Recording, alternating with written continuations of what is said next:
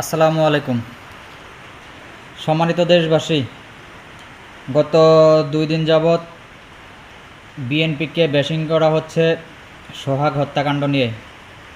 মূলত সোহাগ হত্যাকাণ্ড আমাদের ধারণা যা ছিল তাই হতে যাচ্ছে। এটি একটি পরিকল্পিত হত্যাকাণ্ড এবং এই হত্যাকাণ্ডটি মূলত বিএনপিকে ফাঁসানোর উদ্দেশ্যে রাষ্ট্রীয় পৃষ্ঠপোষকতায় করা হয়েছে। ধীরে ধীরে সবই বের হবে। অলরেডি মোটামুটি অনেক কিছুই বের হয়ে আসতেছে, আরও হবে। তো যারা এই হত্যাকাণ্ড নিয়ে তারেক রহমানকে গালি দিয়েছেন, আগামীর দেশনায়ক, আগামীর বাংলাদেশের স্বপ্নদ্রষ্টা তারেক রহমানকে যারা গালি দিয়েছেন, তাদের মায়েরে আমি দুষি, আবারও তাদের মায়েরে দুষি এবং তৃতীয়বারের মতো তাদের মায়েরে দুষি। কারণ আপনারা এটারই প্রাপ্য। আপনারা শহীদ প্রেসিডেন্ট জিয়াউর রহমানের ফেস্টুনে পাড়া দিয়েছেন। এই জিয়ার অবদান কি? কোন সেক্টরে শহীদ জিয়া অবদান রাখেনি? তার বিরোধিতা করতে হলে শুধুমাত্র রাজনৈতিক উদ্দেশ্যে, রাজনৈতিক স্বার্থ হাসিলের উদ্দেশ্যে তার বিরোধিতা করতে হবে।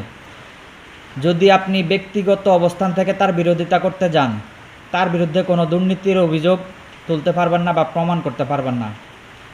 যদি আপনি দেশপ্রেমের অবস্থান থেকে তার সাথে প্রতিদ্বন্দ্বিতা করতে যান, তার দেশপ্রেম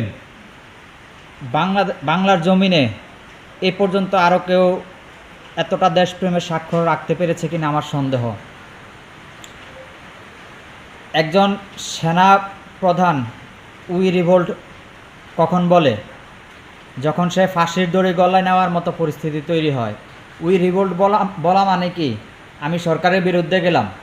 আর সরকারের বিরুদ্ধে যাওয়া সেনা আইনে কি জানেন? সেনা আইনের বিচার একেবারে মৃত্যুদণ্ড। সেনা বিদ্রোহ মানেই মৃত্যুদণ্ড। সেই মৃত্যুদণ্ডের রায় গলায় নিয়ে যেই প্রেসিডেন্ট, যেই সেনাপ্রধান উই রিভোল্ট বলে বাংলাদেশের জনগণের পক্ষে অস্ত্র হাতে তুলে নিয়েছিল, আপনারা সেই জিয়াউর রহমানকে পদদলিত করেছেন, সেই জিয়াউর রহমানের ফেস্টুনে পাড়া দিয়েছেন। এটা জুলুম। আপনি মানুষ হিসেবে জুলুম করেছেন, আপনি একজন মুসলিম হিসেবে জুলুম করেছেন। চিন্তা করে দেখুন, বাংলাদেশের আজকের এই অবস্থানে এসে দাঁড়ানোর পিছনে একমাত্র জিয়াউর রহমানের অবদান ছাড়া আর কারো অবদান নেই। জিয়াউর রহমান যখন রাষ্ট্র ক্ষমতায় আসে তখন বাংলাদেশে দুর্ভিক্ষ চলছিল, দুর্ভিক্ষ। লক্ষ লক্ষ মানুষ না খেতে পেয়ে মারা গেছিল। অথচ সেই জিয়াউর রহমান বাংলাদেশকে খাদ্য